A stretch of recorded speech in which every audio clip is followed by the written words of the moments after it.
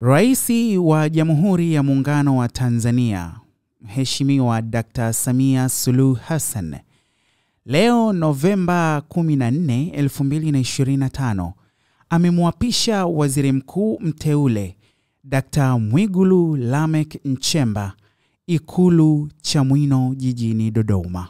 Lakini mwanasiasa huyu anayechukua nafasi ya 3 kwenye mamlaka nchini Tanzania ni nani hasa? Ni Mwigulu Lameck Nchemba, ambaye ni mbunge wa jimbo la Iramba Magharibi mkoani Singida, aliyezaliwa tarehe 7 ya mwezi Januari mwaka 1975.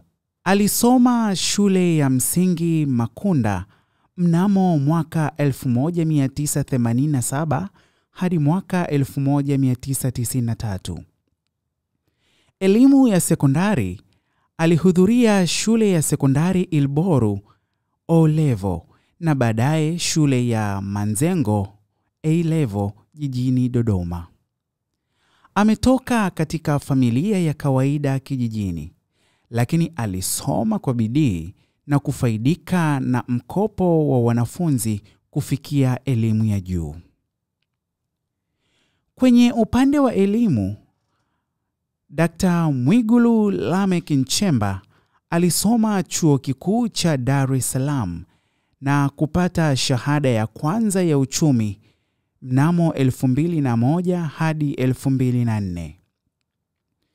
Akapata shahada ya uzamili ya uchumi mnamo mwaka 2004 hadi 2006. Lakini pia alipata shahada ya uzamifu, yani PhD, katika uchumi mnamo mwaka 2012 hadi 2018 na kutunukiwa cheti cha uongozi kutoka Taasisi ya Uongozi ya Uongozi Institute mnamo mwaka 2002.